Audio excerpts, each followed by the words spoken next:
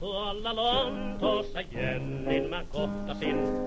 Halo Vepi, oho. Hän on neidosten joukossa kaunihin. Halo Vepi, oho.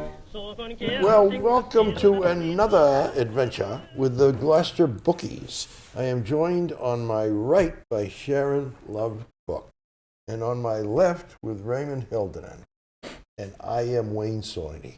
We are here again today to talk about books, either recommending, reading books, writing books, and in case of you, I am going to bring up cartoons with you, so stand by on cartoons, and anything to do with books from the library typically. These books that I'm recommending are both in the library, and I think Raymond's also, and Yes. Your books are in the library. Wow, we got a lot to do today, and I want to start though with a little fantastic story I encountered. You may recall as an audience getting interested in dogs because dogs was the theme of several books that Raymond recommended on the air, and it went over very well. There've been a lot of hits on YouTube, and people that are waiting the broadcast. Everybody has an interest in dogs, even if they don't have one. And I'd like to, in that light, ask for a true story from Sharon. That I just shared here briefly. She shared it briefly in summary form. I'd like to have her give more details. What it involved at first. And the photo that went around the world. That appeared in, right, so many newspapers. But it's an instance where I don't know how many of us have written the President of the United States, but this involves Sharon writing to the President. Go ahead, tell about your dog and the dog's name. Well, this was, oh my goodness, this is before the internet. I can't remember exactly how many years ago it was, but it was quite a while ago. And our Basset Hound, Gaylord Farquhar Cook, turned, I believe he turned 10. And when a dog turns 10 years old, that's a benchmark. That's right. Turns 10. I think it's something like 80 years or something, 80 in human years. Maybe even more, maybe 100. Perhaps even more. But I got the idea because I had written the White House because my father had turned 80. He lived to be 100. But, when you're a kid, like we were young, really, 80 is like, oh, you don't expect another one. So I thought I'm going to write to the White House, and they sent my father a card, congratulating him, which they do. I don't know if they still do that. At least it was a custom in President Reagan's time. Yes, that's right. To send out these cards, birthday cards, to the very nice people bordered. When they turn 80 or 100 years old. What happened? Nice cardstock. Your father's thing happened. Like, after your father, the dog. Yeah, he turned, I believe it was 10, and I thought, gee, he's never going to get a card from the White House. But I thought, I will write the White House, and I said he's having, my dog is having his, I believe I said he's the equivalent of 80 years or something like that. I said Gaylord Farquhar Cook, and could you please send him a card? And I didn't think much of it. And then this nice card came in the mail. And it's from Reagan, Ron Reagan. It said, Nancy and I would be, want to thank, to wish you a happy birthday, and et cetera, et cetera. A beautiful card, a nice thick stock. And so at the time, I was writing a column for, it was either the Beverly Citizen, it could have been the Salem News. I was writing this, I was a correspondent writing a column. And I remember I wrote a little blurb about it, about my dog getting this card from Gaylord Farquhar, got this card from the White House. And the next thing I knew, I was getting all these phone calls. And, one of the writers, the staff at the Salem News called, and they covered it. And then I believe the Globe, and then others, and then Associated Press. You went viral before the word. That's right. And as this was pre-internet, if I had posted it myself, I couldn't have gotten really such a response. And so And Associated. there's a wonderful conversation. She's going to tell you the details of a wonderful conversation. The Associated Press AP man asked you. Yes, he called. He told me this later when he came to the house, and his name was, I believe it's Southwick, and he's now the. I was reading the Northeast. He's head of the Northeast Division of Associated Press. He's moved up in the world. Oh, he has, and I think Gaylord put him right at the top. That's it. But he came to the house. Well, he told me that he had asked them. Someone said, "Will you take this picture? This dog got a card from the president." And he said, "What kind of dog is it?" Because he told me later, and we said Basset Hound, and he said, "Okay, I'll be there." He told me later if they had said poodle or dachshund, or some little dog, he really wasn't interested. But when he knew it was a Basset Hound, he knew the picture might be. Oh yes. Yes. So much more. And did the dignity? Yes. And did so much more dignified. Didn't the picture travel? Oh my goodness, that picture, and what was we became sort of mini celebrities at the time.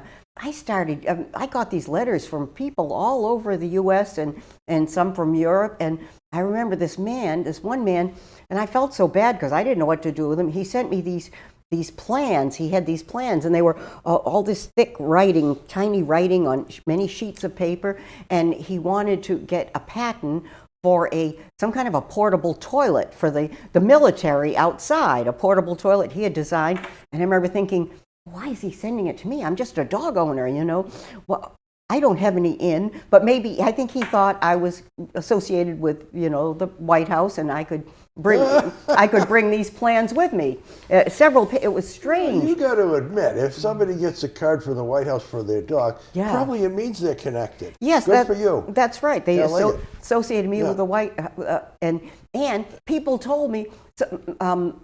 Someone I know in California saw it on, it was on TV. It was on TV, when they would show the news. They showed with the background and it was a wonderful picture of Gaylord. Oh. And again, I will send it here so that we can put it up. The Wunderkind, is that the word Wunderkind? Wunderkind, Tyler, and I'll scan it and can show it because he's wearing a conical birthday hat and he's lying down next to the car. Like that, he doesn't look very interested, but he's lying next to the card, sort of gazing at it. Excellent. Which was so, and then that summer he was in floats. There were floats. Someone did a float in Beverly Farms. They did a float on Gaylord because he was a mini celebrity for a while. Yes, indeed. My goodness. Now, do you have a history of Basset Hounds in your family, or was this your husband's? Or? Yeah, my mother and father-in-law have always had Basset Hounds, and so we got Gaylord Farquhar, and I remember we had a picture taken of him, a family picture. It was my husband's birthday. It was myself and the two children. I remember we walked into Gainsborough studio in Salem with Gaylord, who was a very good-looking Basset. I must say, he was a very good-looking Basset. And I remember what he did. Thank goodness the photographer was walking ahead of us. He lifted his leg on the potted plant there. He would do that. He used to do that in other people's houses, and sometimes in ours too, I must admit. But he was very very gentle, good-natured, very good-natured. He was a good dog, and he really enjoyed his hour in the sun. It was more than an hour. I bet. Excellent. All right, now I'm going to switch something totally different, away from dogs at this point. Raymond, you're here with at least one book to recommend. Give us a recommendation, and I'll proceed. Why don't you go next then? You want me to go next? Yeah. With that door stopper. Well, I don't know. I'll save the door stopper, which I do have. May I say, people that read books vary. I think there's two kinds of people. Well, I know which. You want to read a light book that's not heavy, that's not too many pages in it. That's me most times.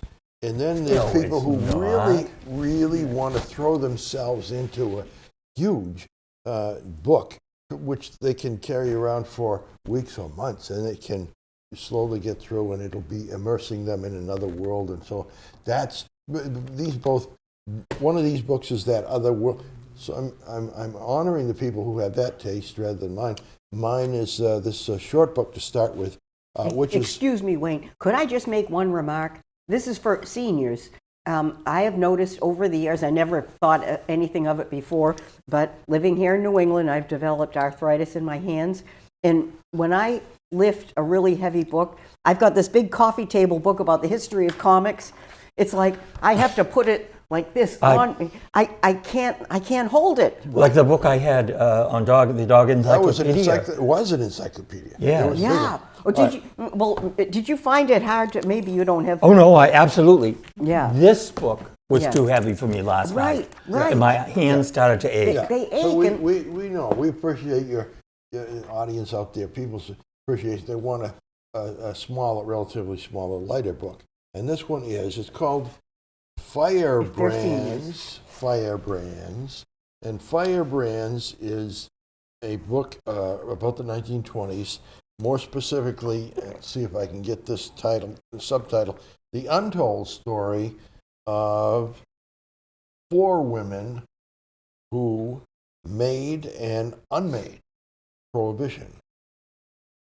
Now, some people out there may not realize that there was a national time of prohibition in which alcohol, sales and purchase of alcohol and bar rooms and saloons and liquor stores were all closed right down. here in Rockport, you know. Rockport for a bit Carrie was Nation itself, but in this case, it was part of the Constitution. There was a constitutional amendment that went into effect in 1920 that said that's the end of alcohol in America. And it was intended to be part of the Constitution to make it hard to remove, repeal, or change. So it was indeed an important step. One of the women in this book is celebrated as the cause, the generative force, the maintainer. I think they call it Little Napoleon or something. Oh, that's it. She didn't look like Napoleon, but she was What was her forceful name? and willful. Carrie Nation? Was she was one? Boole, I think. It's okay. Ella Boole, Boole.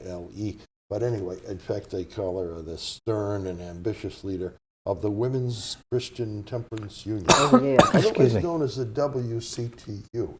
They used to have little badges or, campaign buttons. WCTU. Remembering that in 1920, the women of America got the right to vote. Suddenly, the legislators and congressmen reacted to the fact that it was a WCTU, and it was of interest to get their votes. And how do you gain the votes of people in the WCTU other than supporting prohibition? So the book is in here, written by a woman for a reason. I say it's a woman because I think women, and you've got a expertise on this that I don't. Women writers have a ability and a tendency to write in a interesting and informative, not a dry. Many men write in a nonfiction. This is many men write in a dry, scholarly, slow approach.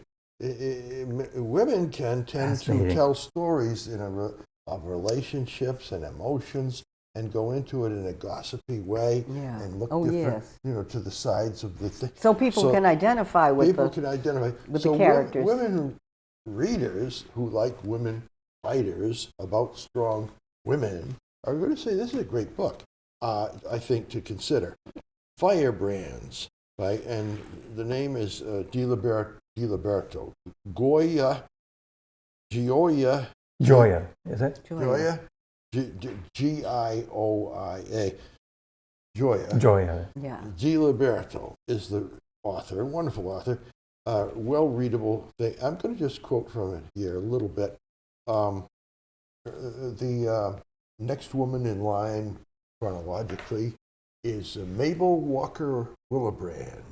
Mabel Walker Willebrand at the time in the 1920s was so well known that anybody in this room of our age would say, oh yes, possibly the next Attorney General, probably the first woman cabinet member, a first female federal judge. And that was it. She's also, the phrase Willowbrand relates to her, like the willows that you could whip people with. Yeah. And then, of course, it ties in with Firebrand, the name of the story. So here it is as just a vignette of how the woman author tells something, and it's how readable it is, because it isn't just dry.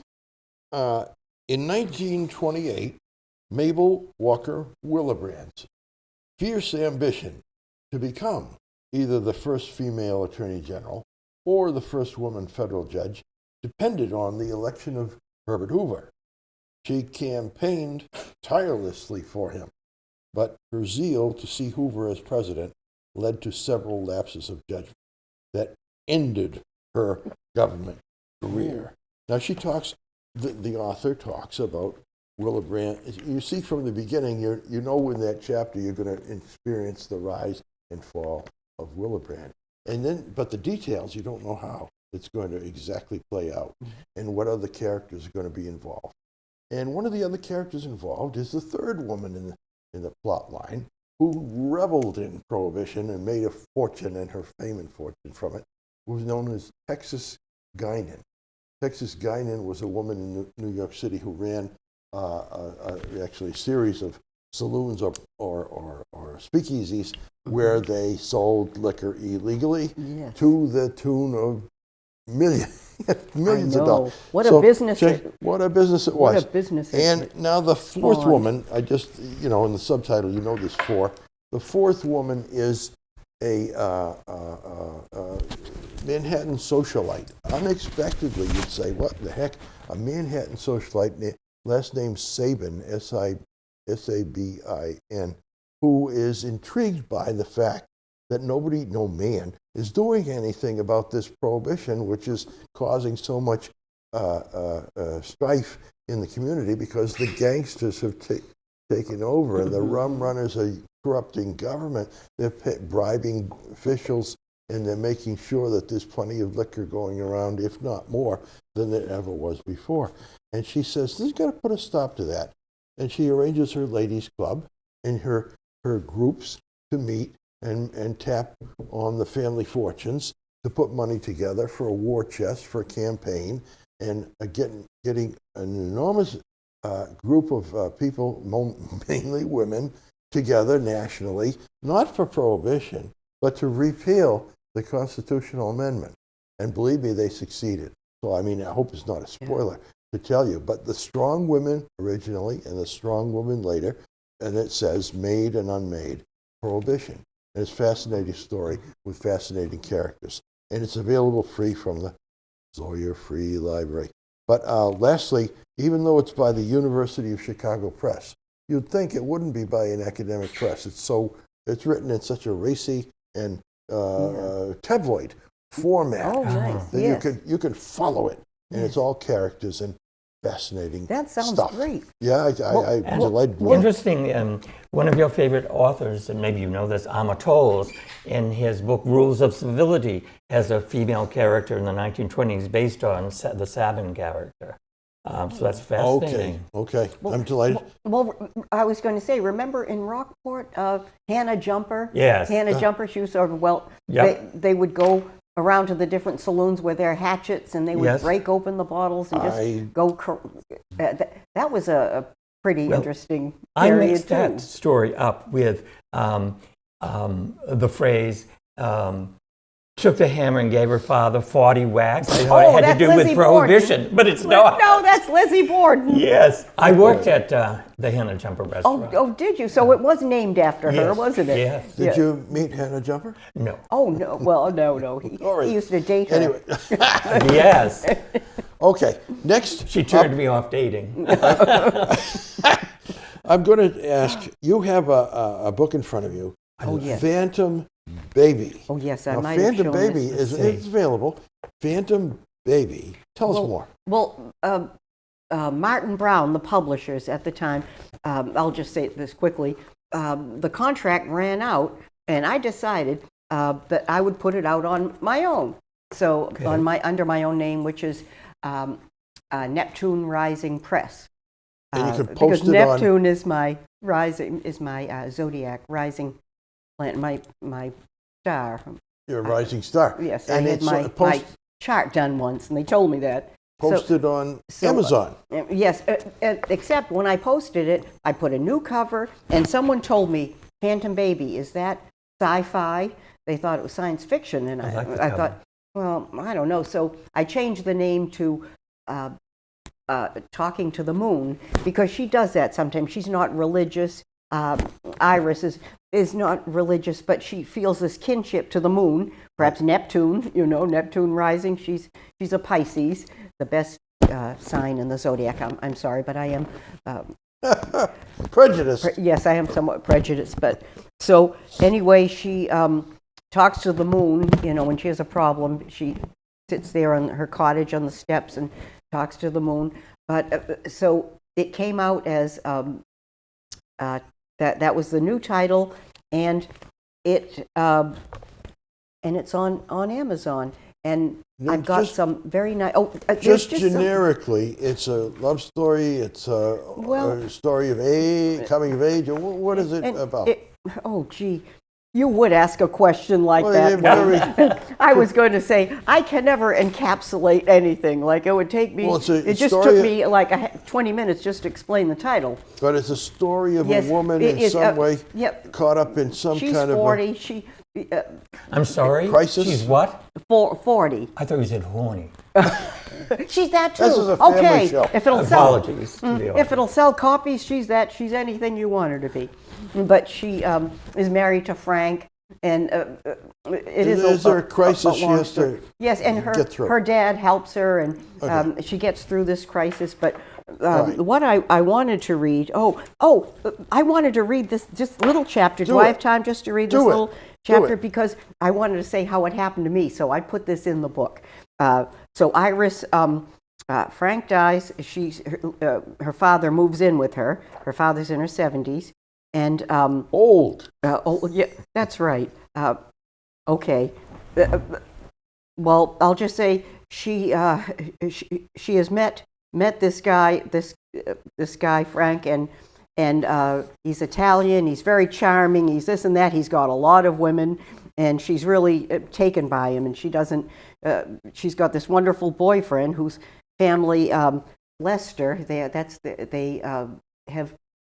Make toilet fixtures, bathroom fixtures called Lester Lasts. Because their last name is Lester, and they live in Wellesley Hills. They're very wealthy. And he's wonderful. He treats her wonderful. But it's Frank. She met him. Her father has a fish market, and she helps. She's left her job teaching, and she's helping him, deliver fish to different restaurants and everything.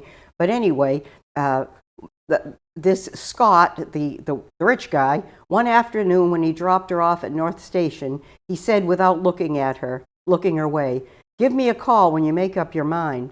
He roared away in his white BMW without a backward glance. That was the end of him. That night, Iris moped around the house feeling sorry for herself.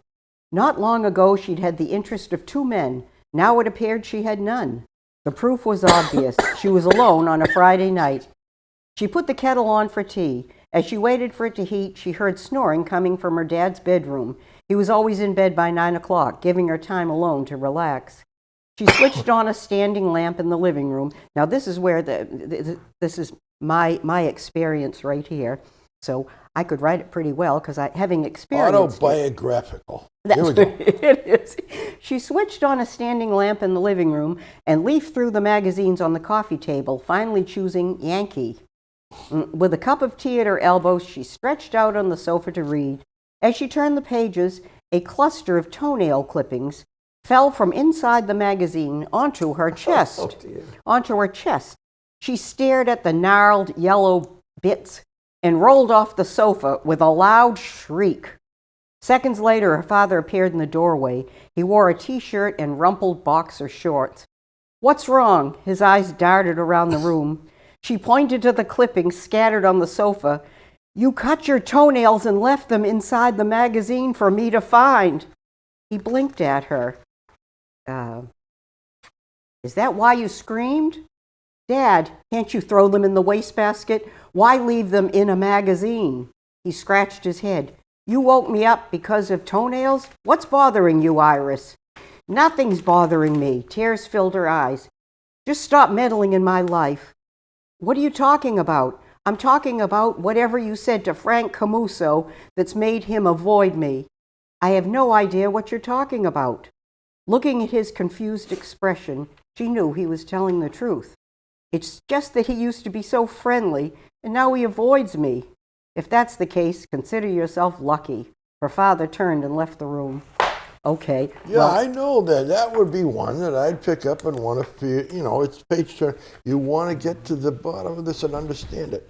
Very good. Thank you. And I just want to say that in my husband's firm years ago, there was a man who would give me, he got New York Magazine, not the New Yorker, New York Magazine. And very interesting, he would give me the back issues. And I remember, I loved that. I wouldn't buy it myself because it's New York, yet it was great. I love to read them. But if it's free. It's free, it's for me. Frugal Finn. That's right, Frugal Finn. So I was lying on, the same thing happened to me. I was lying on the sofa and oh my God. It happened. Toenail clippings, yes. So Jeez. so Okay. after that, I made certain that I checked every issue, So, remind me, you first had a different title for the book? Yes, I did. It's Phantom Baby. Is the But original what's the title. original? That's the original That's the title. original, yes. Okay, so what's the current title? I'm going somewhere with this. It's Talking to the Moon. Well, that's the name of another book that's just come out in England, Talking to the Moon, and it's actually creating quite a stir there. It's about how women, and you just mentioned this, how women sometimes can bring a different approach to their stories or to language, and so how women gaze at the star and talk to the stars. Yes, yes. But We do. Let me correct do. myself. I think the name was changed, and maybe it's because it had already been taken to how we name the stars. Okay. So Well, that's interesting. Well, maybe if it is so popular, people will go there and buy mine Of instead. course. They'll Why not? mistake it. Thank you, Ray. Go. Thanks All right. for that tip. We're quickly turning to Raymond. Now you're going to make a recommendation of a book. This is a fabulous book. Melvin Bragg's The Adventure of English. The Adventure of English. This is the biography. It's a book that is the biography of a language. And what I loved about it, it's not archaic, it's not arcane, it's not a boring story about words and what they mean to us, although it is very much that. Yes. But it is a biography of the English language as though the English language was a person. And he takes the English language through history. And I'm going to start out with a quote about one of the most important things in the book is how English absorbs itself and is the most, according to this author, is the most vibrant and still to this day the most growing, that is the multiplying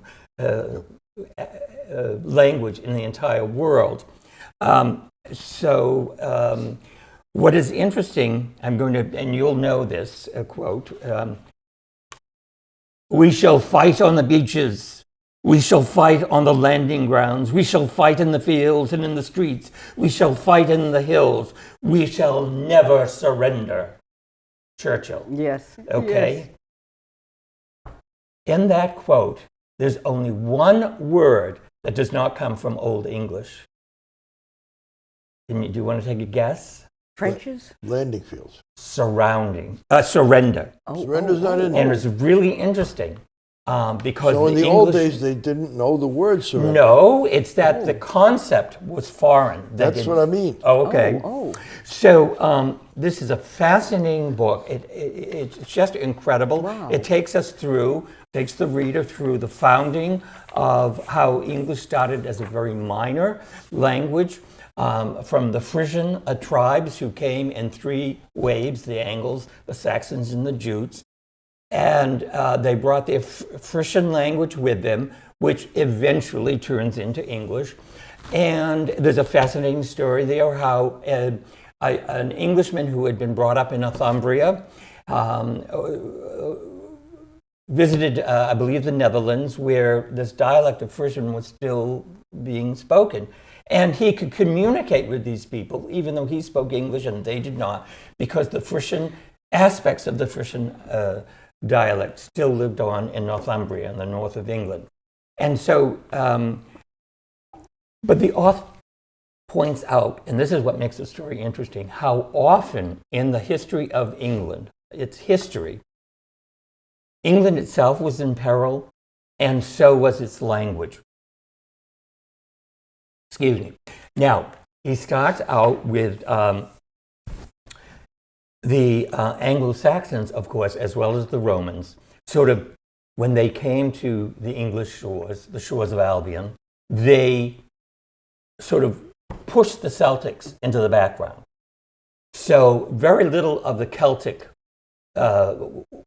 word base in English exists today. Although, of course, we still have Welsh, and in France we have Brittany. What about Gaelic? Gaelic is yes, I was thinking it as a subshoot of Welsh, but also Scottish and Irish Gaelic. Yeah. But the story, as it develops, is that the English language, several times in its history, had to really practically disappeared. And so the first instance was after the Anglo-Saxons and the Frisians had established several kingdoms, 7 kingdoms as they were known. Their language flourished, but then the Vikings came, in particular the Danes. And the Danes overran England and practically exterminated the English language. Oh, wow. That is the English language, which was still nascent. It's still in its birth stages. So it was saved by Alfred, so-called Alfred the Great, whose conquest, number one, and this is one of the themes of the book, that the English people had to struggle to keep their history and their identity, and they also had to struggle to keep their language. And so Alfred the Great is the first one who saved the English language. And he said he divided England between himself and the Danes. And on one half of the Dane law, a line that ran diagonally across England, you could speak Danish, but on the other, what was then known, it was really almost an Old Norse language. And on the other side, you could speak only English. So English really began to flourish then until 1066, the Battle of Hastings. The Normans came over across the English Channel, and again, in this case, really did come close to wiping out all of the English people, all of the English language. So much so that it really only survived amongst the peasants, and because all of the law was written in French and then Latin, and the court and the upper classes, the upper classes all came from France, from Normandy, and so they spoke French. So English again almost disappeared from the... About how many people were still speaking it? You say they're peasants. That doesn't get into it, but because the population, it's several thousand, but the population of England between 700 and 1,000 definitely was dwindling. Maybe, I'm going to guess maybe 700,000 out of a million. And so what happened in the story, as the story develops, English language had to be saved, and here it brings out, and this is something that you mentioned, the importance of women and the women's perspective in the growth of language, because the women married in to the French Norman conquerors. They married. The men did not marry the French women. The women married the French noblemen, second-tier noblemen. Yeah. And they had to learn French. But in the confines of their home, of the bedroom, shall we say, they kept the English language going. And it's really interesting, the Battle of Hastings, 1066, there's two interesting things. The Battle of Hastings, neither battle nor Hastings are what we now say English words. Hastings was an Old English word, meaning the village of the people of Hastings, who was an Anglo-Saxon hero at the time of Alfred the Great. And battle is not a word that is in Old English, so it came from the French, bataille. And so it's really interesting. This word in itself shows the Battle of Hastings.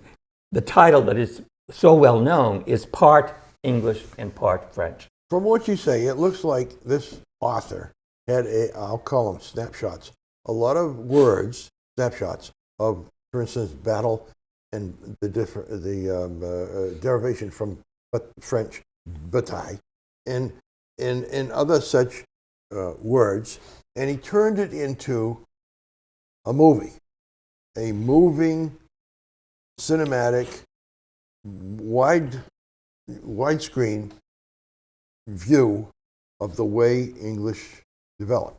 Fair story. So you get the big picture from little pictures. I'm not so sure. I probably haven't really gone into the story well enough, but it's very interesting that you say that, because a BBC presentation was made of this book, and he objected to it. He did not think it was very good. So that's interesting that you bring that up. Well, your examples are all of individual words, rightly so. Well, no, but you're interrupting me before I've gotten to the end.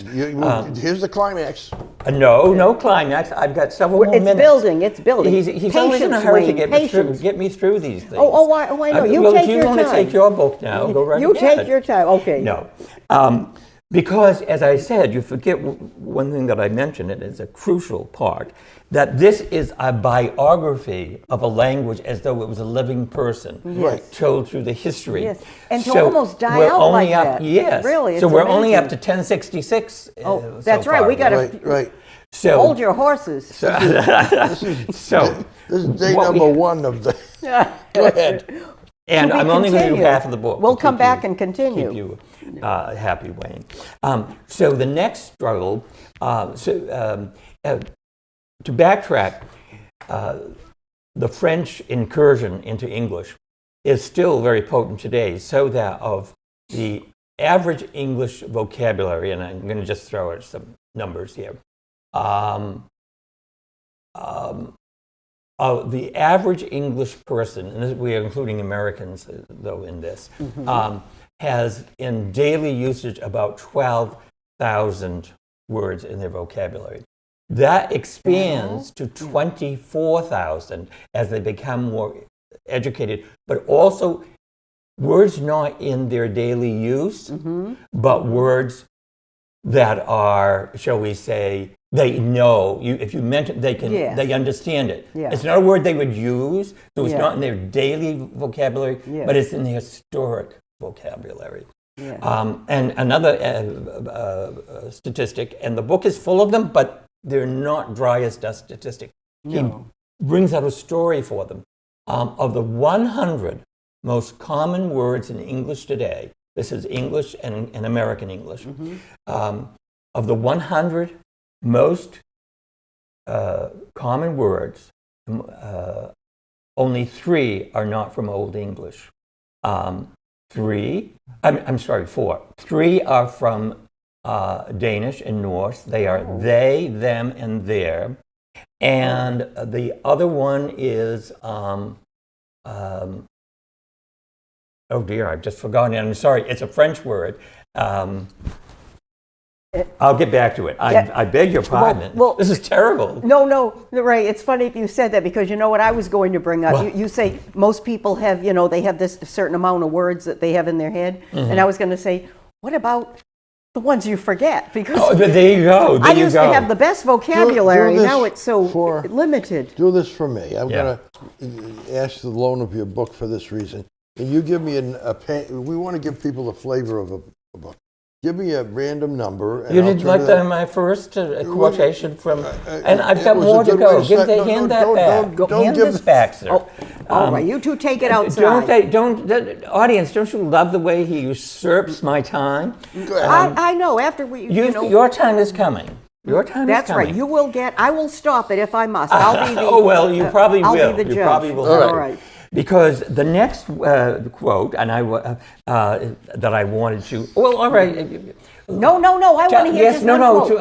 Along All what right. Wayne wanted. I know Wayne, he's getting nervous. He read might us get up the- and leave. So we read better us- give him. Tell us the two opening lines of Chaucer's Canterbury Tales. Oh, when April shooteth through Very good, very good. Well, Good, anyways, What a memory. yes. Yeah. Well, it's really interesting that He was hoping to stump you. no, I was not, because I knew he would know it. And pretty soon we're going to get on to Shakespeare, and then Wayne will You're Nicky shine. But we will have to wait for next time. Because we're That's only it. in That's the- it. All right. Yeah, I still say, give me the book and give me a number, random number, and we'll give the people a taste, a flavor of the book. What number? Any page. Oh, choose any of the ones that have a Any of the ones sticker. with a Sticker? Sticker. Yeah. Okay. I like There's, those. I like that. There's system the of- list illustrations. Let's go for here. This is I gotta put my. All right. There's not one there. This is closer. What the Dickens has nothing to do with Charles. Oh, that's a good one. Really, that but- is a good one. But Really. makes its first appearance in The Merry Wives of Windsor, which is a Shakespeare, as good luck would have it, and that does too. It beggared all description, and salad days are two of many live lines from Antony and Cleopatra. He coined so many of the expressions we salad use days. today that brevity of this is the soul of wit. Oh yes, So, Dorothy Parker. I won't play fast and loose, or She said refuse to that. budge an inch, or in one fell swoop let this paragraph, like all our yesterdays, vanish into, quote, thin air. Thin air. These are all quotes from Shakespeare. So my- the reality is that Shakespeare wrote part of the English language. He literally, out of his pen, wrote the phrases and the idioms and so that we use to this day. So one person, perhaps more, contributed more than any individual to the English language because his stuff is live. Anyway, I've got Still to alive. tell you correctly. 21,000, he contributed 2,100, words according to Melvin 2,100 Bragg. 2,100. directly from this guy, one mind. What he said, Yeah. yes. And possibly as many as 2,800 to 3,000 if you take word combinations. Another great contribution was the King James Bible. Contributed, but much of this, so he's the single greatest contributor. Chaucer also contributing close to 1,000 words, but many of them were French in their derivation. So I'll just throw out a couple little tidbits that you might find interesting. From this book? Yes, oh, Yes. absolutely. He brings English through its history, but then it switches to America, and it's really interesting that many of the words that I thought there were really three interesting words that he claims the Americans, and there's many, many more, but skedaddle and hunky-dory and splendiferous are three words that he especially liked that came from Daniel Boone. And so he talks about how you wouldn't think this, would you? No. But, well, in a way, hunky-dory, that sounds kind of... Daniel Boone-ish. Yes. But he Well, talks not about the really. expansion as that English as it moved around as a person might. In order to exceed, they have to adapt to what they find. And so another great contributor to the English language, and I did not know this. Well, I knew some of it. The Lewis and Clark expedition added 200 to 300 words to the English language. Really? That's fascinating, is it not? Other words that this What author- kind of words? I mean, for instance.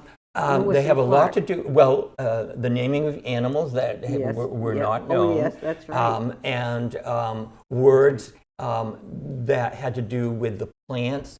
But he would use other words like the word the plains, even the Great Plains, yeah, that's come from the right. French, but he made it an English word. Because that was plains. uncharted. Yes, absolutely. Wow. The word for the rapids of the Missouri River he took from an Indian word, which in fact had come from the French, who had come down to the plains from the St. Lawrence Seaway. Now, but all that is in the second half of the book, because he also talks about words that come from, like Shahrazad, the 1001 Nights, from the English, the English presence in India. And then also he talks about how, and this is an important part, how it was when the English monarchs started using English. Richard II was famous when he, and you may know this, but I'll just throw it out there, the Wat Tyler Revolt. He spoke in English to raise the English troops who saved his throne from the rebels. And he spoke to them in English. And it's one of the rare occurrences at that time where a king of any sort, including France or Spain, spoke to their people in their native tongue, so to speak. It's the idea of mobilizing the English language, which Churchill did as well in the war. Well, let's put us at not putting this aside, in fact, in recommending it also. It's a fascinating read. It really is. More than I've done justice to. You can take it out. And It really is. You've made it sound very, compelling. I did have a couple pictures. It has fascinating pictures. Yeah. Here is, and of course, the Gospels of Lindisfarne, how the clergy and the bishops and priests kept language alive, because they spoke English, but they had to translate it into their English into Latin in order to write for the church. Right. And then some of these Latinizations turned into English words, came right back. But anyway, we're going to go further with that. So you were going to talk about the crossing? The doorstopper. Well, the doorstopper, this is again something, there's people out there who have a real taste for, a desire for, a book that they can, even if they can lift it, if they can lift it, they're not If they can lift like it me. easily and hold they it. can do it easily, and they want to read something for a long time and be immersed in it like a world of its own. There's also a great pleasure in this because it's humorous. We're all familiar with, I think the people in the audience, Monty Python type of British humor. Yes. And this is a reason that Lev Grossman's book called The Bright Sword, this is the reason that it's you can identify with it pretty quickly and realize he's doing the untold story of what happened after King Arthur died. After King Arthur died. Now, when he died, there's the Knights of the Round Table. Yes. And some of the big heroes of that time, Galahad, Lancelot, they had already died anyway. So there was like the dregs of the court of King Arthur, which is a real Monty Python kind of a motley group. And so this fella comes in, Conan, let me see, Cullum, I guess, is the name of the main character. The protagonist here is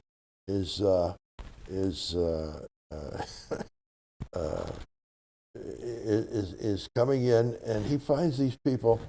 They literally call themselves the dregs of dregs. Dregs of Camelot.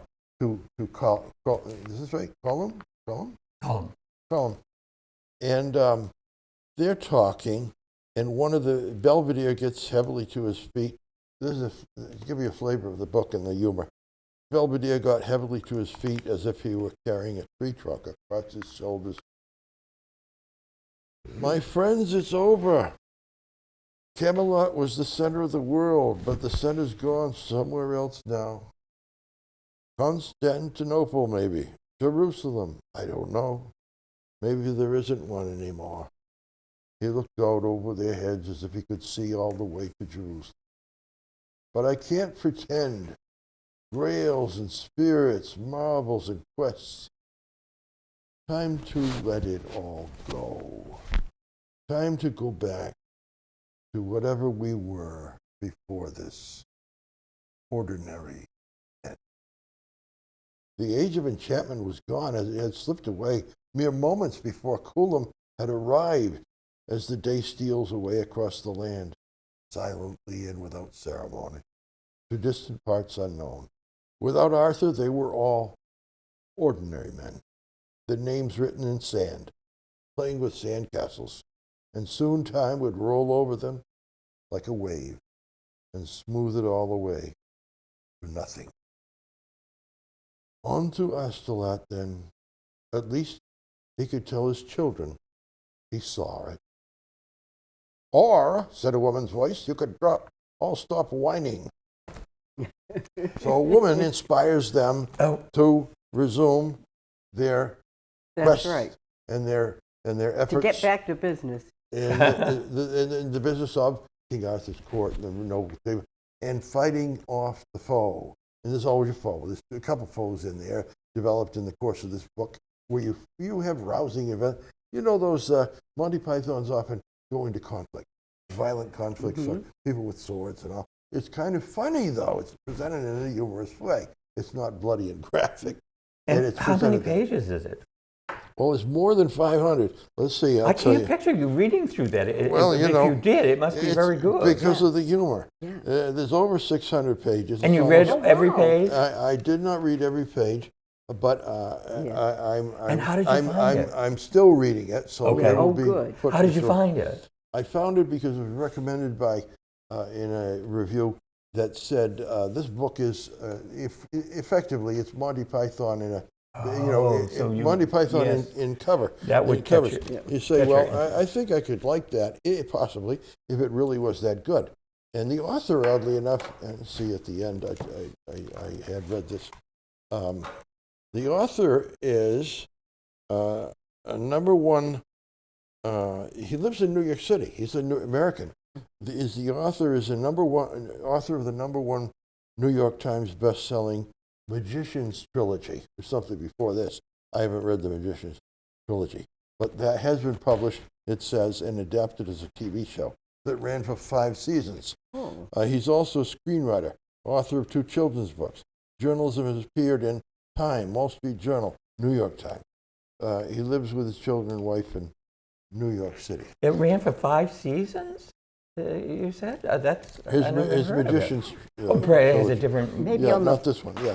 British But I tell TV. you, was it strikes me, it picks up on that. It's like a script that has been turned into a novel. So it still retains a lot of that back and forth and wit and wisdom that you have in a really good, humorous film, movie. So anyway, so anybody wants this. So when excuse me, but what film. I was going to say, when the Kennedy era, when they referred to Camelot, it was the original. It was not the original, not the secondary That's one. right, Yeah. not the secondary. Good point.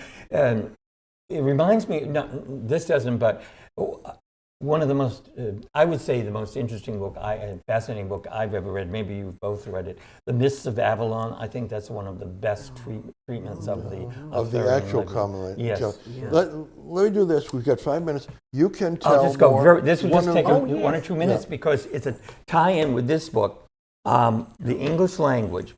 And this is a story about the creation of the OED, the Oxford English Dictionary. Oh, Sounds boring. Yeah. I No, assure no, you it is no. not. Even Wayne would love this.